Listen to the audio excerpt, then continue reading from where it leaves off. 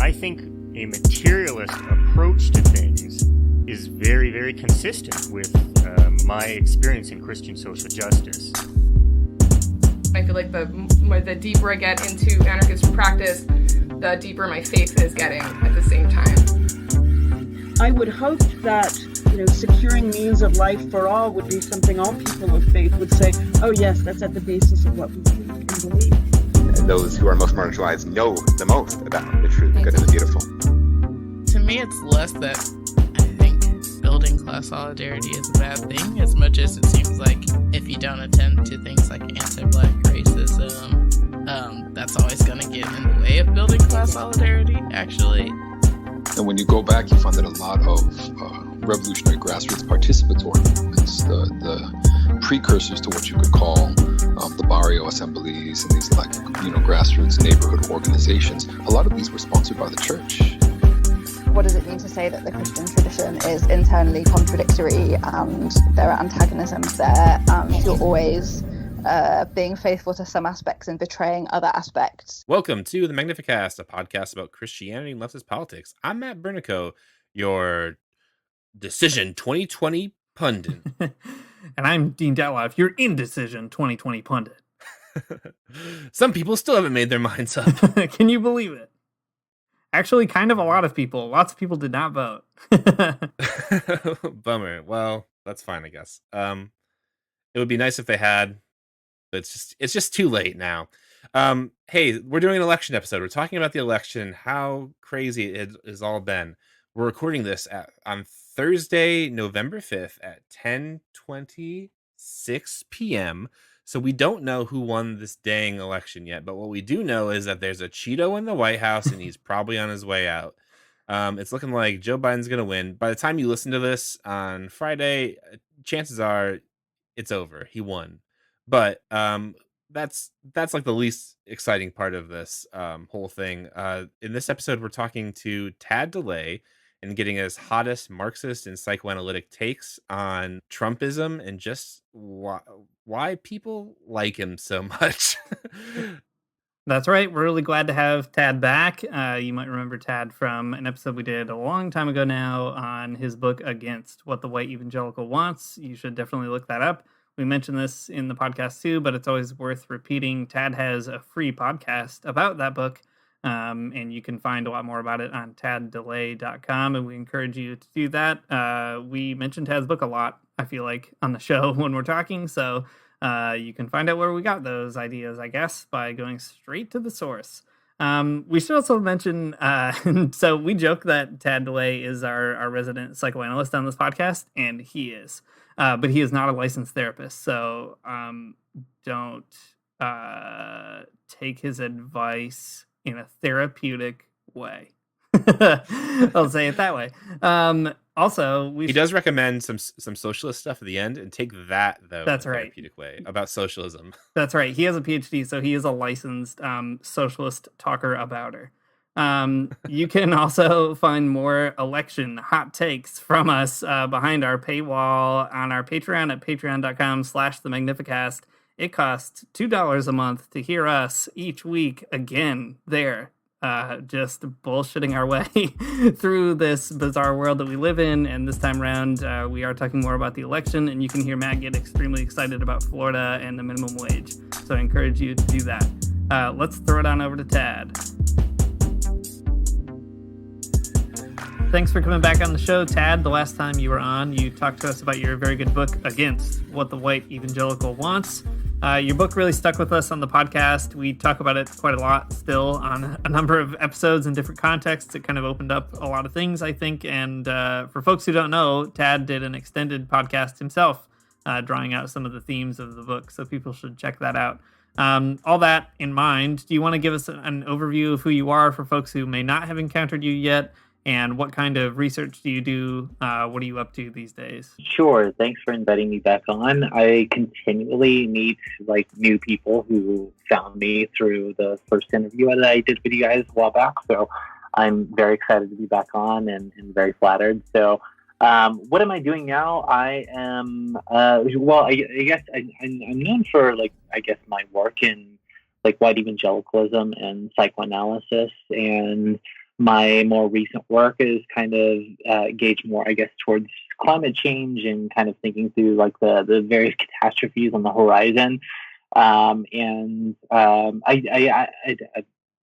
guess the simplest way to say it is that like a lot of my academic research interests kind of like are an effort to keep my ear to the ground and pay attention to things that are happening around me right now, which ends up meaning that I'm kind of going from thing to thing very often, but that's very much what I'm interested in. So right now it's a lot of fascism studies, it's a lot of climate change, it's a lot of thinking about like migration and like the great changes, like right kind of on the cusp, like right around the corner here. So that's what I'm doing a lot of right now. And aside from that, I teach at a bunch of different colleges in here in Colorado and also in Michigan, and I teach philosophy and religious studies and kind of like specialize in psychoanalysis and Marxian theory, and there you go. That's what I do.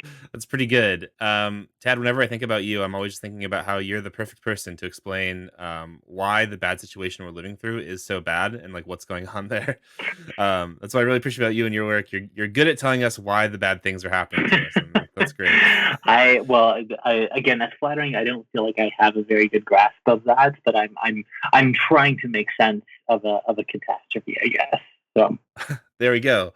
Well, speaking of catastrophes that we're living through, we're recording this on the Thursday after the general election, and by the time folks listen to this episode, it will probably be outdated already. By the time you listen to this, maybe it's already been called. Who knows? Who knows what wacky thing will happen next? But all of that aside, what's been your experience of the election so far? Like, how are you sort of processing this big catastrophe that's happening? Yeah, well, I actually, I mean, this might be a deeply unwise thing to say, but I feel like for the first time in maybe 4 years, what's happening in the latter half of this week is probably it creates a situation in which maybe we kind of know what the world might look like roughly a week out from now, like for once. Maybe I use my words there, but it seems like the as far as we can tell from where we are on Thursday evening, on November 5th in 2020, it looks like Joe Biden will win the presidency. It looks like Trump will put up a bit of a fuss and kind of go quietly into the night without much of a coup. After all, it's a bit of a pathetic little attempt at a power grab, but not much. And I don't know. Like I am kind of in the position of feeling I guess transitioning to feeling just kind of overwhelmed at the sadness of how all of this has gone. And I am glad overall that it looks like Trump will be out of power, but I'm also kind of I don't know, like I don't want to kind of go like full doomer and just like kind of revel in the sadness, but it is I think it's fine for people to kind of feel a bit dejected and upset about the trajectory of where this is going, right? We had an election where we had a choice between this kind of right-wing, like vehement racist, climate denialist, sexist predator on the one hand, and a guy that was all of those things and just worse on the other. And it feels like bizarre to be kind of excited that the conservative won rather than instead of the fascist. And that's a weird position for us to be in. We are in the midst of what I think there's a fair chance that historians will look back at as kind of thinking of like as the lost 20s, this because of the pandemic and the consequent economic effects. This is a catastrophic time that we're living in, and now we're looking down a presidency where a conservative is going to be thwarted at every turn by these ultra right wingers in the Senate that are not going to allow any sort of relief to happen, and that is going to be used against him. And I think that maybe more than anything is like I look at what's happening this week, and I feel a great deal of sadness because we are looking down the barrel of 4 years of nothing but failure, and then probably 12 years total, I would assume. Whether those next 8 years are the unlikely scenario of a Kamala Harris presidency, or the more likely scenario, I think, of a Republican comeback. We are looking at minimum 12 years until we could even begin to have the conversation about things like a Green New Deal or Medicare for all or living wages, to say nothing of the climate crisis. That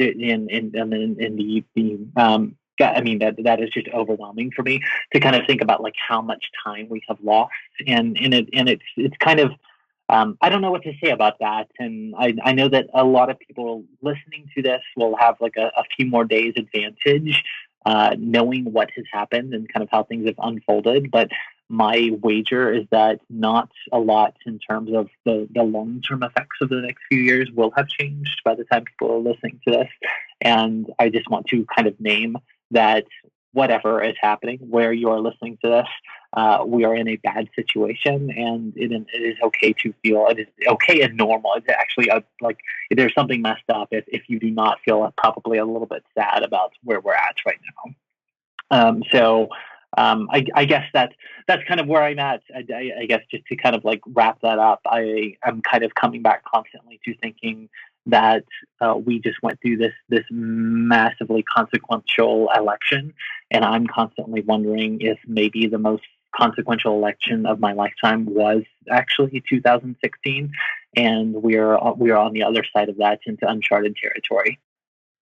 So I'll stop there. Yeah, well, I think it's great for you to name all those complicated feelings right off the bat. I think that's what everybody's trying to sort through is, I think, especially for Christians, right? How do you give yourself permission to feel bad?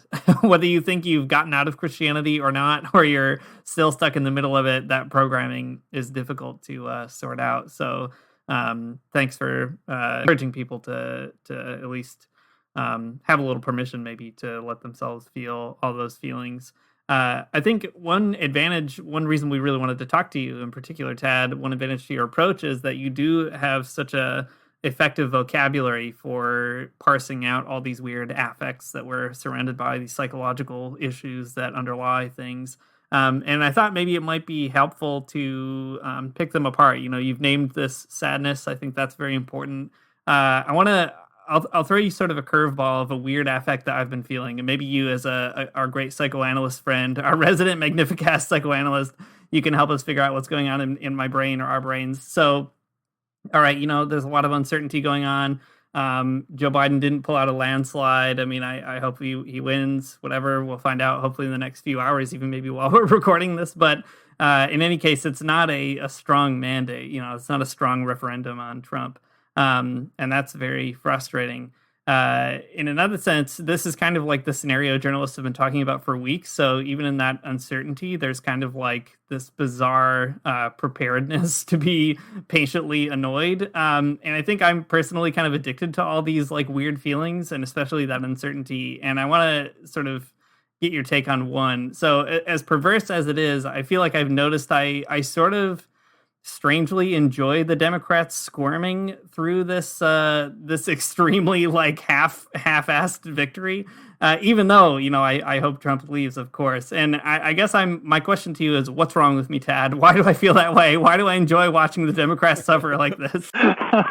It sounds like you want revenge. I think maybe like you want some vengeance. Yeah. My therapist regularly reminds me that the body cannot tell the difference between an imaginary or intellectual or real physical threat, right? The body responds to them the same way, right? And I think it's good to remind ourselves of that type of thing. When you're feeling that hypervigilance, your body does not detect the differences and is not very good at threat calculations. It will simply respond because you are feeding it information that there is a threat. But it's the same thing. Like, I mean, there is that sense of like I don't know, like Schadenfreude. Like, I would like my opponents who could have had a much better world to feel shame at how abysmally they failed on it. Right, like Joe Biden seems to have severely hurt down ballot races. The whole idea that instead of taking massively popular positions, you instead take these like positions that nobody likes, that are to the right of where most Republicans are, in order to get some mythological Republican that's going to transfer over. Like, I mean, for instance, like Florida is a great example, right? Where like they vote to raise the minimum wage, but like vote against Biden when like in a world where like literally 2 out of 3 voters are in favor of minimum wage. Like a increase, like it's super easy position to take. These Democrats have shown themselves to be absolutely vacuous idiots who do not understand where actual working people are. Like whether it's mind-boggling how, I mean, like we're in a position where you can literally show people the data on where people are, in like what people want, and you can say like this left-wing issue is a winner, and Democratic strategists will look at that and say, well, but like we won't be able to win Republicans that we're not going to get anymore anyways. Like, like if we go that direction, and like, yeah, it's mind-boggling, and like it is a bit exciting to see like their absolute vacuousness at the end of the day, like the absolute shame, the ineffectiveness. But the horror is they're not going to learn anything from that, right? Like, we are just months away from beginning the phase of like, don't insult Joe Biden, because if you do, we're going to lose seats in 2022, and that's where we're at, right? So like, there's no amount of like conclusive proof that is going to change this dynamic. We have 2 fundamentally conservative parties, one that is just like a little more insane than the other, and that is not going to change in the short term, right? Yeah, I think so. Man, the thing that's been the most baffling and interesting to me in this election is that the minimum wage increase in Florida. So in case y'all don't know about Florida politics or whatever, the minimum wage was increased in Florida in this constitutional amendment. And that's cool and very good for working people. But at the same time, Democrats lost monumentally hard in Florida. Not just Joe Biden, but like down ballot races too weren't great. There's even some stuff coming out now about how the Florida Democrats like really wanted to distance themselves from the minimum wage amendment because they thought, just like you said, Tad, that the Republicans wouldn't go for it. It's such an interesting thing, and I mean, and maddening, absolutely maddening. But I guess what I'm interested in hearing from you about is more about like that weird fantasy that Democrats have that like they need to, like, okay, you have this whole article that you wrote that we'll talk about a little bit more in a minute about like the relationship between right-wing Trump voters who like they know they're voting for someone who's going to hurt them, and like how that works out psychoanalytically. But what's going on with the Democrats? Like what's going on with these like Democrats who are I don't know, like they are the Republicans the big other of the Democrats? Is that what's happening? Like, why are they so beholden to this like absolutely bonkers fantasy that like that winning over Republicans is their way forward in electoral victory? Like, what's going on? Yeah, I mean that's like that's the frustration of the left, right? Is that Democrats will always, as far as as long as I can remember as like a politically interested person, Republicans will always pick like an interest and they will always try to lure in the the ultra right before they give like the slightest concern to the center left, right? And that's a fundamentally very frustrating thing, the position to be in. And I don't know what to do with that. I think it goes back to that idea that Democrats think they're so fucking smart, and they're not, right? Like, I mean, like, and this is one idea that I really like in Lacan is sort of a bourgeois liberal. Like it's kind of like there actually is like an idea here that I like, politically speaking, which is that when you look at the conservative and you see them simply as the duped, what you are more often than not doing is you are duping yourself. Like you are falling for a con. When you look at somebody and you think like, how can that person be so like so goddamn stupid that they like don't believe in science. Maybe they're actually screaming at you day and night, like what they actually believe, and you're just like really bad at reading it. And I think that's kind of the position that Democrats are putting themselves in constantly. Is it's not just like the minimum wage, right? Like there's a very fascinating kind of repetition of that like 2/3 majority, like 2/3 of the American public wants to raise the minimum wage to $15 an hour. Roughly 2/3 want to abolish the death penalty. Roughly 2/3 want Medicare for all. There's a range of issues where roughly 2/3, like the middle point, kind of like centrist, like independent voter wants this thing, which means that it's a winning issue, which means also that it's overwhelmingly a winning Democratic issue, right? Like if you ran like more than 80% of Democrats want Medicare for all right now, and that's even before this pandemic year. And like these are winning issues, and Democrats simply look at it and just think like it cannot be the case because. Like, okay, and this, I think, maybe is an important point. Like, in the same way that Democrats, like, laugh at Trump for having his brain, like, locked in the 1980s, like, whatever cultural war or, like various, like, skirmishes are kind of, like, locked in his mind right before his mind began decaying in the 80s or 90s or whatever. Like, Democrats have the same thing. They're just, like just a few decades behind, right? Like, Democrats are looking at, like, the battle over healthcare 2008 to 2010 and thinking like, oh no, in 2008 we had to say like, no, we're not in favor of universal healthcare. We think that like on principle a certain amount of the population should not have access to healthcare. And Democrats are still kind of locked into that space where they think that's a winning thing. Like you can win votes on just saying like on principle a certain amount of the population should simply die of cancer every year. And that's not what the American public is anymore. And it's not a dialectical view. It's not a progressive view to think that people are simply locked in to this like archaic way of seeing the world, right?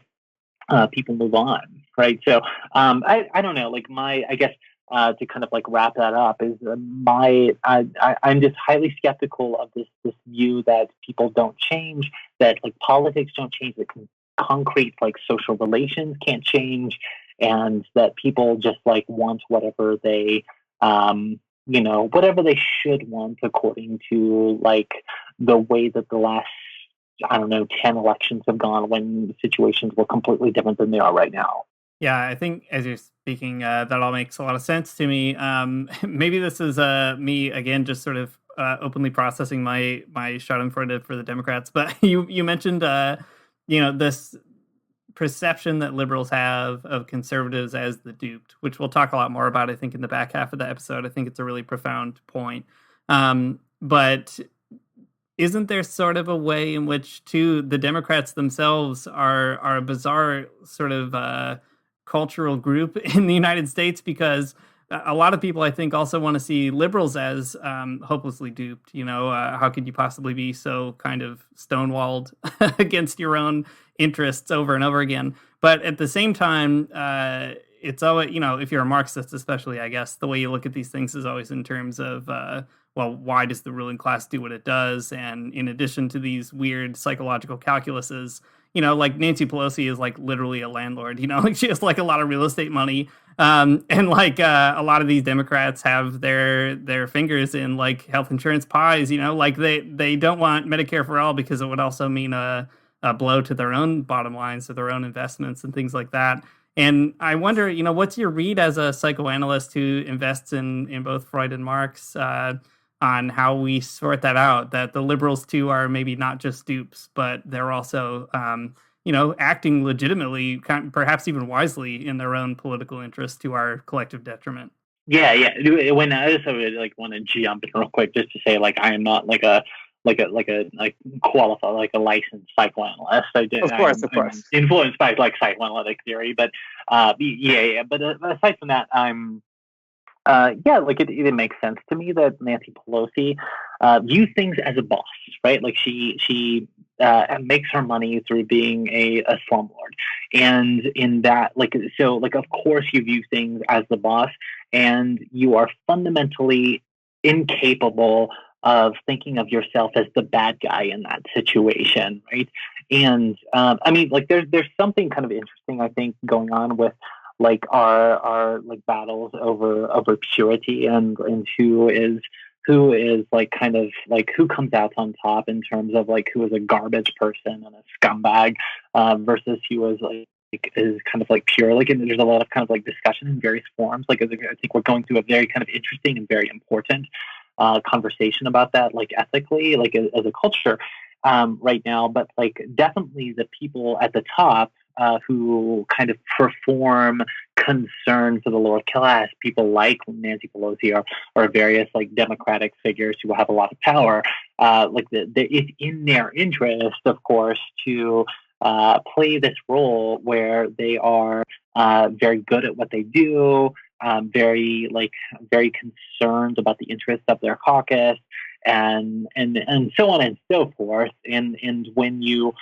bring up something like a I'm thinking like various California liberals like Dianne Feinstein, Nancy Pelosi, and so on. But when you bring up things like, okay, like the world is on a death drive course, and we need to make some very serious changes right now.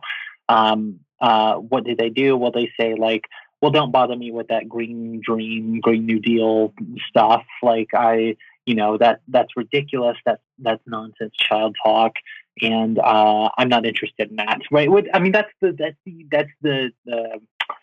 answer that you expect the boss to give. Like, of course, she has no interest or reason to care about climate change in any sort of real sense, right? Like, climate change is like an interesting, easy example to give, right? Because like we're all involved in some sort of denial or one version of denial or whatever. But I don't know. Like, I feel like I might be like kind of going off in different directions here, but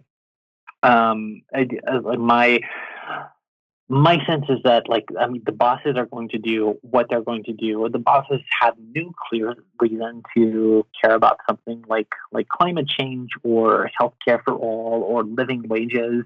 It's just fundamentally at odds. And I don't know, like, even as a teacher, to kind of wrap this up, like, even as a teacher, I feel like my students kind of get a different vibe from me just because like I come from a very poor background where I like didn't necessarily know if I was going to have enough to eat all the time as a kid.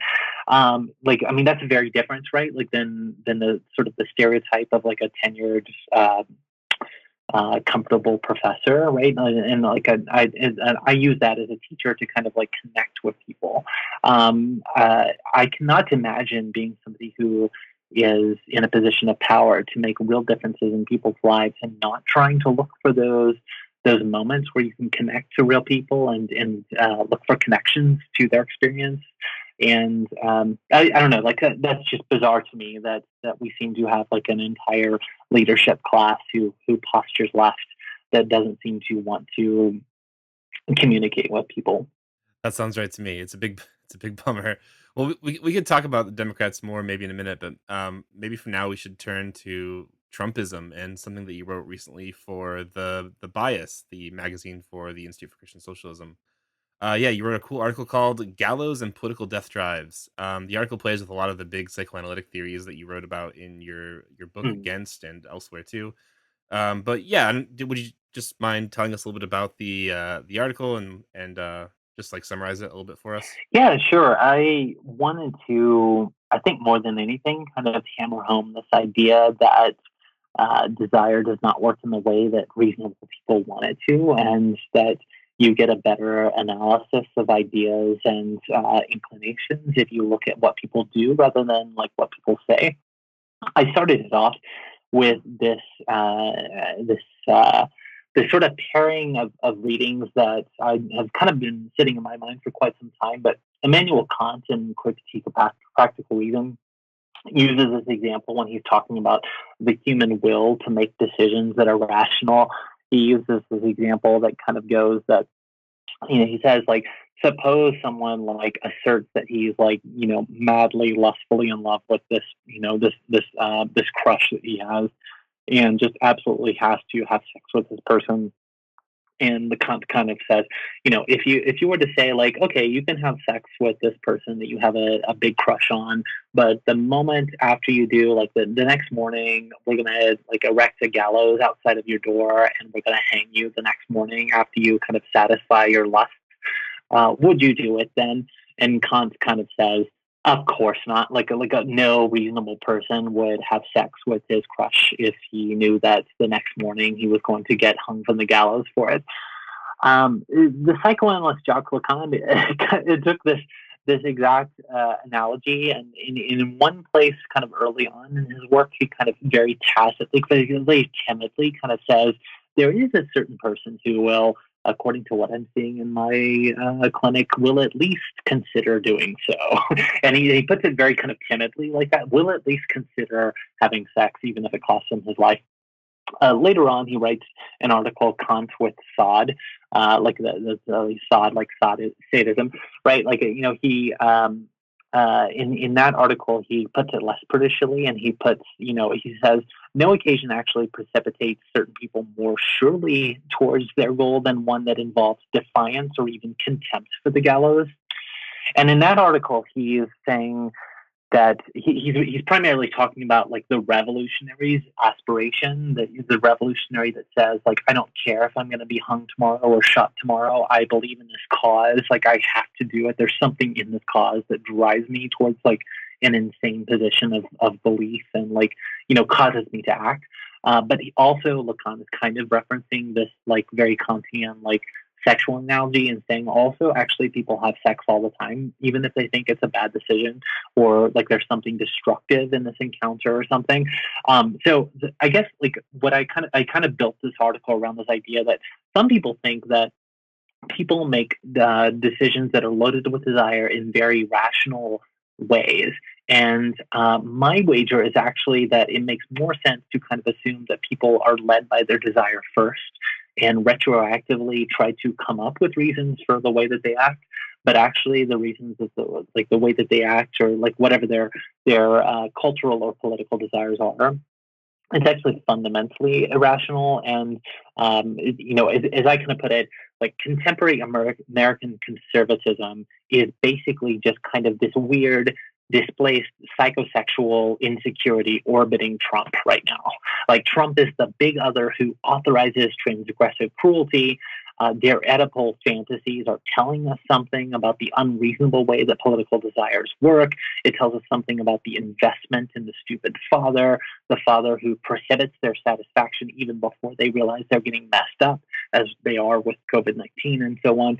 The disappointing father who provides a model for a disappointing God, the father that Dr. Lacan calls the great fucker. That was kind of my impulse in writing this article, is to kind of say, actually, people want to think that political desire kind of works rationally and you can kind of reason with it. But like, what if in fact, all of this is completely irrational and all of this is actually destructive in the same way that people make destructive sexual decisions all of the time? What if actually the way to think about I don't know, like Donald Trump is to think of like when he was like sick with COVID and he like a month or two ago, he was kind of like going on in during one rally kind of saying, I just want to kiss you all. I want to like go out in the audience and the men and the women. I just want to kiss you. Like, how many people would have taken him up on that?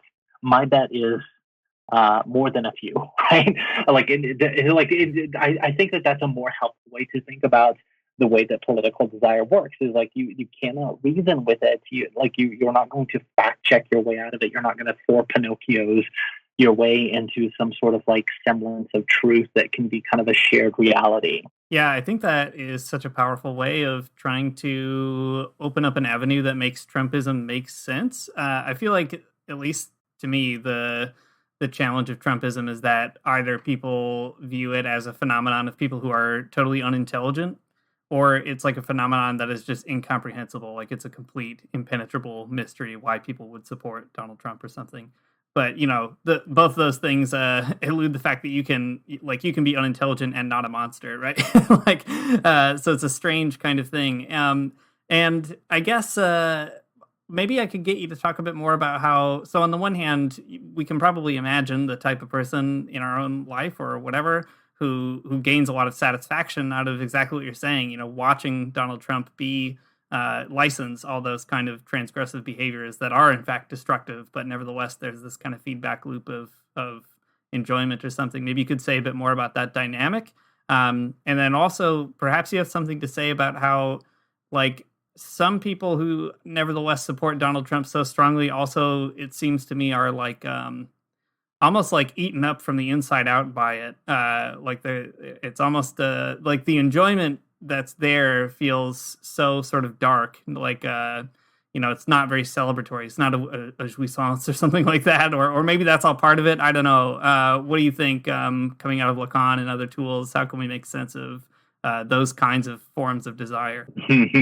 Actually, I've already forgotten exactly how you put it, but what you said about like a sense of enjoyment and loss. At the end there, actually made me kind of think of Freud's definition of melancholia, which is to like love something that you feel like is part of you that is already lost. Like, and it doesn't matter if it's a real thing or kind of an imaginary thing. It's the way that the ego kind of latches onto something that is already lost. Like that's what melancholia is. It's the inability to actually mourn the loss of something because it's in your head and it feels like part of you and like living with you, even though you know you've lost it. And I think that there's an element of that on like sort of the weird cultish right that is going to soon have to process that and hopefully in not violent ways, but perhaps it will lapse into violence and kind of like open, like an open killing field. But there is that same dynamic is definitely there on the left, right? Like the aspect of melancholia for a future that will not exist, for lives that have been lost, definitely for a climate that is at this point like beyond the scope of anyone even trying to make a difference on the Democratic side or Republican side. So like that sense of melancholia and loss, I think, exists in basically the same fashion on both sides. And then you had a first question where I don't know if you can if you're able to repeat it or if you want to change that. I forget exactly how you worded the first part of that question. Yeah, well, it seems there's kind of like, well, it probably won't be on the second time around, but we'll see. This phenomenon of Trumpism, I feel, is just, I'm just thinking of people I know who support Donald Trump, or even people I see, whatever, on television or something. It almost seems like there's kind of two camps. Like there's the Trump supporter who loves the perversity of supporting Trump. Like they get a lot of enjoyment out of exactly the brutality of it. Like that's, and triggering the libs or whatever, like that's really the key. And they love that part of it. They revel in that. And then there's this other part that you've been talking about a bit, where this other kind of Trump supporter that feels almost like so internally kind of mangled or like destroyed by this whole process of having to support Donald Trump, but also nevertheless, doubling down on it at every turn. So it's this kind of darker, so anyway, I don't know, just the play between those two things. No, thanks for repeating that. The second is much more troubling to me, right? The first is kind of like almost like the person that just like enjoys being like a creepy, sadistic, like triggerer person, like that person is someone I want to avoid. But I also kind of like I think there's a kernel of what they're enjoying that I kind of get, right? Like they're essentially wanting to stick it to the obnoxious, pretentious liberal. They're wanting to do it by hurting vulnerable people, especially children, which is maybe not quite so it's such a good thing, but there is an aspect of them of just wanting to say like Trump drives liberals nuts, so like of course I'm going to support Trump because it's hilarious, and I'm the type of person that doesn't particularly care if we're talking about kidnapping and torturing children in concentration camps. That's hilarious to me, right? Like there is that type of person out there. Now there is a second type of person that I often like write about, and I have a very specific family member in mind, and I usually find that when I describe this person in sort of vague terms that I'm about to describe them in, it seems like most people kind of know a person like this, but I have a family member who is on the edge of death with a terminal disease, who is reliant on a type of government healthcare program. Without going into specifics, they will lose their health care if Trump gets his way, and this particular individual has been very excited about basically everything that Trump has done throughout their whole administration, up to and including depriving this person of health care. And when I look at like what this person is actually excited about, and this person has told me personally that I deserve to be sexually assaulted for not, supporting Trump. I mean, like it's a very kind of like Southern, like weird family dynamic of like just absolute cruelty of like you're like, Tad, you cannot even be like a human being if you don't support Trump. Like there's something fundamentally wrong with you and so on. But when I look at them, I don't actually see like complete irrationality. I kind of see like a person who, let me just couch this. The typical liberal explanation of a person like this is that they are being sadistic they are willing to suffer some sort of masochism in order to be sadistic to others. And my wager is that actually the masochism is primary, and they are sadistic to others in order to kind of cover over what they are doing to themselves. So to kind of like bring this down to the concrete level, in this case, the person I'm thinking of, I think, is on the cusp of death and very eager to deprive themselves of healthcare by like whatever Trump is doing. It seems to me that they have taken a turn, a very kind of troubling turn at the end of their life into like revanchist racism, misogyny, and so forth.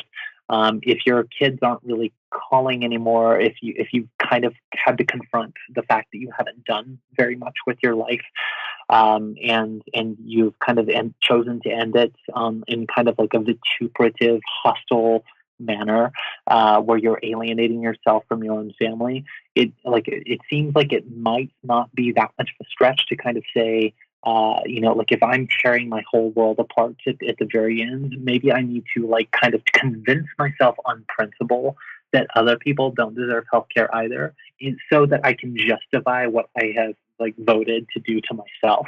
I don't know that I get like a lot more specific than that, and kind of because of like who I'm talking about, I don't know that I want to get like a lot more specific. Hopefully that kind of makes sense of like the idea that I'm talking about. Is my wager is that actually instead of people being sadistic to others, kind of like as a and like suffering a bit of masochism as like a cost to being able to be sadistic, like the typical liberal explanation of like why do most white women support Trump? Well, it's so that they can be cruel to black people. My wager is that like yes, that is true, but actually there is a deeper and more pathologically fundamental problem where people actually want to destroy themselves first, and they will destroy others in order to justify the destruction that they are doing to themselves. And if that sounds nuts, I just want to ask you to consider any addict you have ever met in your life. like there is an element of self-destruction that produces a bodily sense of enjoyment, and it's actually weirder when people break out of that than when people take control and very kind of like consciously come out of that. And so I think that sense of self-destructiveness is exactly what we're seeing with something like Trumpism. And it kind of mixes in with legitimate issues of like class struggle and division and so on, because we're talking about a sort of self-destructiveness that is layered on top of real problems that neoliberalism has inflicted upon people, that gives them actual ground to justify their self-destructiveness. Man, that's such an interesting thing. I mean, I'm not going to pretend like I'm not going to pretend like I fully understand exactly the ins and outs of this, because I feel like I'm still getting my mind around it. Dad, it's a lot to think about. That's all I'm trying to say. But I think I've seen things like this play out in other capacities too, though, right? Like, well, we were talking a little bit about the minimum wage earlier, and like, I was watching a lot of that happen closely in Florida, and like a lot of people who are responding to raising the minimum wage would say things kind of in the same register as what you're saying here, though, that like, my life has already been destroyed by not having a living wage, and I've made it so far or whatever, so like people should just kind of like deal with it. Is the sense of which, like, you don't want to fight for this thing, or you've given your life over to like um protecting a certain status quo. You don't want anyone else to have it Mhm. either. And I mean, I think what you're saying makes sense, but it is it's a counterintuitive way of thinking, but I appreciate it just the Mm. same. Maybe we can talk a little bit more about that sadism, though, that we find in Trumpism. I think it's so fascinating the way that you've worked it out here. I mean, psychoanalysis does this cool thing where it takes something that we think is straightforward and flips it and shows us kind of like the very complicated nature of things. But in your article, you say this: only in Trumpism we find a sadistic leader who wants to be desired, loved really, since he has never been loved. It's good. Um, and we also find masochistic followers who want to be big, strong sadists. The effect is that the rest of us suffer in their misery by Yeah. proxy. And I mean, I think that's kind of what you're describing here. But I would love to hear you talk a little bit more about the last part, right? The that we're suffering we're suffering as proxy. Like, how does that exactly work out? It's such a fascinating way to put Yeah. it. Okay. So like a very eye-opening moment for me was in like reading Lacan's 10th seminar on anxiety, where he describes like he's so like sadism and masochism are kind of like surprisingly not very big topics in the psychoanalytic literature, like comparatively speaking. Like, I mean, they don't come up nearly as much as you would kind of think that they do, but in Lacan's 10th seminar, he's talking about sadism and masochism as kind of two poles of a same thing. And like psychoanalysis often views this like there's the seer and the being seen, there's the acting and the being acted upon. Like they kind of work in a bipolarity like very often. But so like sadism and masochism kind of have this like fundamental relationship.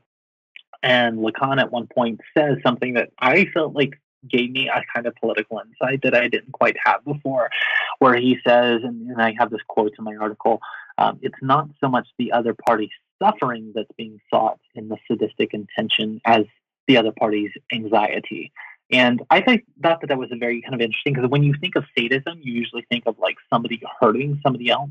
And Lacan kind of says, like, no, that I mean, like, obviously that's not how it works. Like, if you like have ever engaged in any kind of like sexual encounter with like an erotically sadistic like component, you're not actually trying to hurt your partner, right? There's a sense of like heightened anxiety or tension, but you're not actually trying to hurt the person. You're trying to introduce something that is like exciting or interesting into this component. And so it's like the way that Lacan kind of frames it is like it's not like when it comes to sadism, it's not the other party's suffering that you're seeking, it's like their anxiety. And I think that that's kind of very interesting, because like if we pull this out of the sexual realm and put it back into the political realm, we see this enjoyment in triggering, right, which is producing anxiety. We see this like all of the time, right? Like it's kind of like a standard joke on the right now, is that you're basically living every day to like trigger the libs and so forth. And what they're trying to do is might not necessarily like literally hurt you, but to produce an amount of anxiety that you will respond to, right? So that's sadism, right? Like they're getting what a psychoanalyst would say a type of jouissance, like a certain libidinal satisfaction out of getting a rise out of you, out of getting a certain anxious response out of you.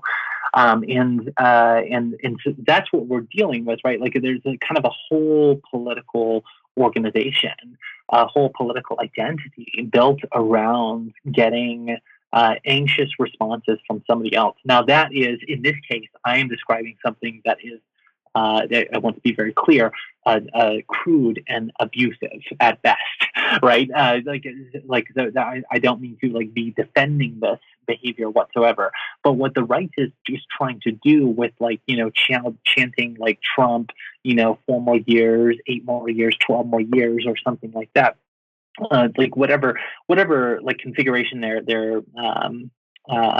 chanting the slogan or whatever else. Trumpism is all about sadism, but not necessarily first and foremost about hurting somebody. It's about producing anxiety in the other person, which is a sign of strength in the person that's doing the producing, right?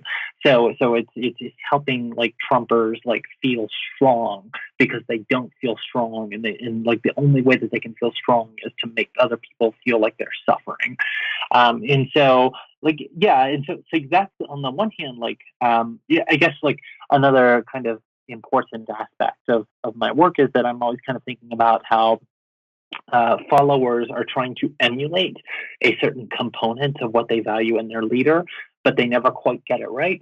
So what they do instead is they, they're trying to emulate the perfectly anxiety-free, the father figure, the great fucker of Trump, Donald Trump, right? The person who can hurt people and not care about it. That's what the Trumper is trying to imitate in Trump. Unfortunately, though, what they're trying to emulate is kind of a facade. It's a farce, right? Actually, Trump is severely wounded. He's never been loved. He's never been even respected in his life. He's very clear on that. So he's this very wounded individual who has figured out that the best he can get to being respected is to bullshit his way into getting to people to respond to him and react to him constantly. And that's the closest thing that he gets to respect, is getting people to follow what he says because they're constantly trying to respond to him. So his followers, think that he has it all. Trump knows that he doesn't have it all, but he can't admit that to himself or his followers. And so you end up getting this weird kind of sadistic, weird roundabout relationship where the saddest, most miserable, stupidest, awfulest person in the world, who honestly probably wants to lose this election and just die in a hole as soon as possible, has something at least, according to our polls, at least 70 million people who want to be like him, and think that he has it together, and are going to enact that by creating anxiety for the rest of us. And so, yes, of course, the rest of us suffer by proxy of just being around this. And we go deeper into it, the more that we believe that anybody's actually enjoying any of this relationship, right? The more that we actually think that the Trumper is legitimately enjoying even a moment of this, we kind of get sucked in into the same vortex. So yeah. I think that's really illuminating. In the weeks leading up to the election, I was doing a lot of text banking around various amendments and propositions and other election bullshit. And I mean, exactly what you're saying is exactly the experience I had with people who were Trump voters, right? That they're always trying. Their first response was, I wasn't even necessarily campaigning for a candidate. I was campaigning for these different propositions and whatever. But regardless of what I was actually asking them, they'd always be trying to say something horrible to me about how about Donald Trump. And the point, like you said, though, it's creating anxiety in me, trying to trigger me, I guess, as a person texting them. All of that to say, it's an extremely illuminating insight into this weird thing I guess I've been experiencing over the last few weeks. Man, sometimes I think psychoanalysis has a tendency to see sex everywhere where it's not. But now after you've described that, and I'm kind of putting it together, I think that it's probably true. that sadism and the sort of sexual aspect of it seems right on. Well, yeah, no, I don't think that it's not that sex is everywhere. It's that people have sex the same way that they view other fundamental kind of relationships, right? And people who like, and I know that you kind of said that as a joke, but like I want to treat it seriously as a second. Just to kind of say, like, Yeah, for sure. I think that is kind of like a horrifying thing that we're confronting right now, right? Is that like a lot of like, I mean, roughly 70 million people in America like think that it's really cool to hurt people, right? and that inflects their sexual relationships also. In ways that are very concerning and kind of underhanded, and like we don't have data on. But in public, it's hilarious to vote for the stupid game show host who is known for torturing kidnapped children in cages, right? Like, I mean, that's kind of like the horrifying thing, is that like all of this is really funny to a lot of people. Yeah, that is the horrifying thing for sure. Well, as we sort of round the bend toward the end here, I'm really appreciative of how much you've put on the table in terms of outlining maybe some good tools we can use to try to understand the not understandable or whatever it might be. But one thing I really appreciated in your article too is that you do talk a bit about how, if we really want to address the phenomenon of Trumpism, it's not a matter of fact checking it or coming up with the unforced force of the better argument or whatever, but it has to involve building some kind of solidarity among people to build some other way of being and thinking. Could you maybe close us off with some thoughts about that? What does it mean to organize against Trumpism? What does it mean to build a different, maybe like psychoanalytic or political ecology where Trumpism can be sort of met with something different, some other way of funneling desire or something like that? Yeah, sure. I mean, like, where I end with this is to say that a healthy future democracy might need to force a prospective fascist against their will, if necessary, to have healthcare or housing security or living wages or dignified work.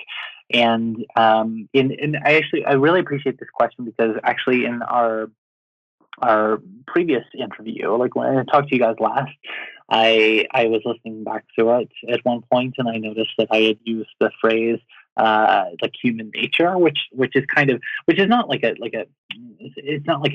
terribly awful mistake to make for a Marxist, but it is a bit of a mistake because so much gets packed into that term. I mean, it's not as if we don't have any sort of nature whatsoever, but a lot of very kind of like stupid and unreflective things get packed into the term human nature whenever people say it. And so it's best for a Marxist to properly avoid that kind of statement, right? And so I just kind of wanted to, I guess to kind of like round that out is like my position on this is to kind of say that I think that Marx came up with a very important axiom when he, in like his critique of political economy, he says, it's not the consciousness of man that determines their existence, but on the contrary, it's their social existence that determines their consciousness, right?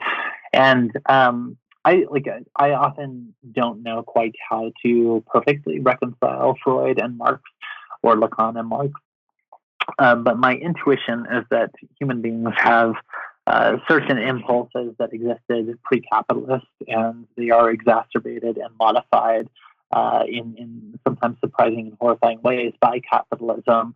And what we are kind of on the cusp of here is like Trumpism is not going away, right? Like my assumption is that Trumpism comes back in 4 years from now in some sort of like form or fashion. I don't know that like I completely buy the fear of like a smart Trump, but that doesn't, for a number of reasons, that doesn't completely like pan out to me.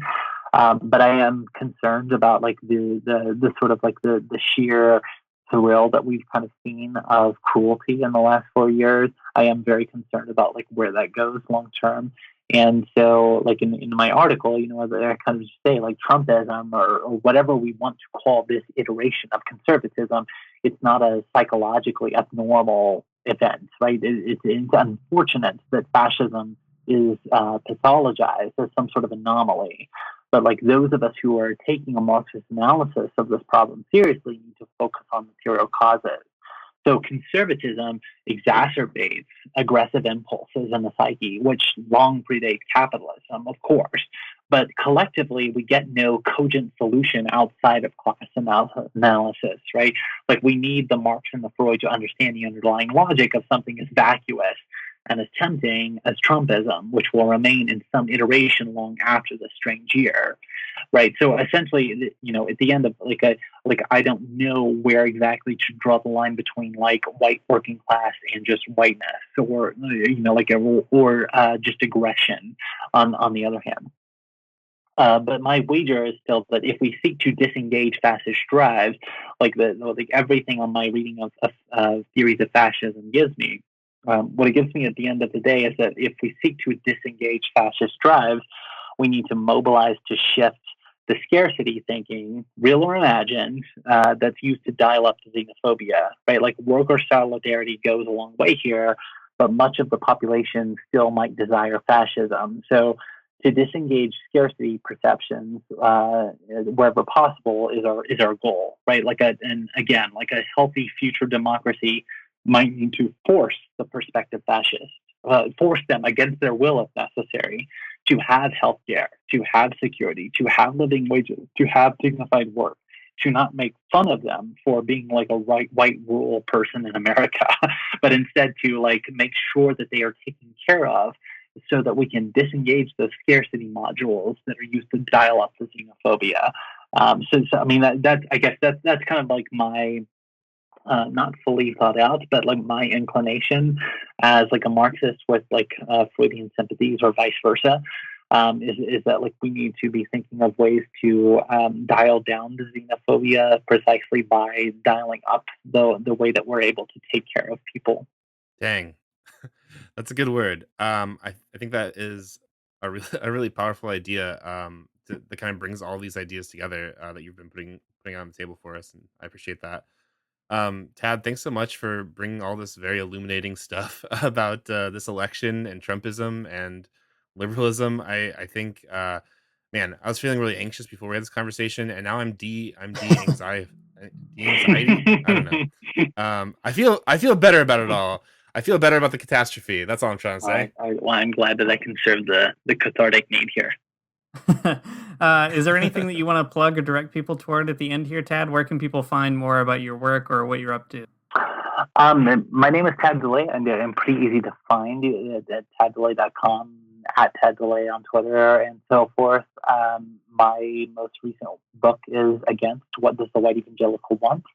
And I hope to, in the weeks ahead, have some new projects to announce, but nothing at the moment. So I'm kind of I'm interested in thinking about the fascism and religion and climate change, and you know, if this is helpful to people, then there you go. I'm glad it's helpful. I guess like the only last thing is that in my most recent book, I divided up into a podcast, and if you search on iTunes, Tad DeLay, you can find like a sort of a truncated podcasted version of my book for free, if money or time is any sort of object for you. Awesome. It's a really cool podcast and a good book. So buy the book, listen to the podcast. It's all good. Tad, thanks so much for joining us. All right. Thank you very much.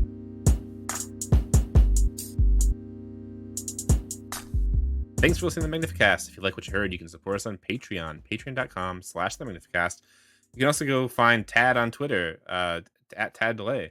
And he has a cool podcast out there, like we just talked about his book, Against What the White Evangelical Wants. Get the book, listen to the podcast. It's good for your brain and for your soul, too. Our intro music is by Amaria Armstrong, and our outro music is by The Illogical Spoon. We'll see you next week when we get this dang Cheeto out of here.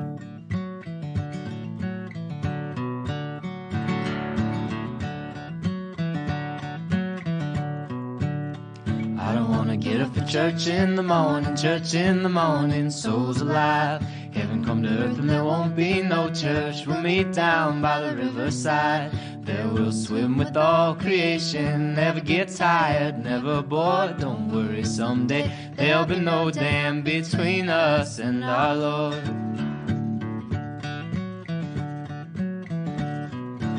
Jackson, keep your hoods up. Keep your hoods up and you stay up late. Jackson, you keep your hoods up. Well, you keep your hoods up and you stay up late. Oh, don't mind a cold night, but we might mind if you leave too soon. So come on now, it's still early.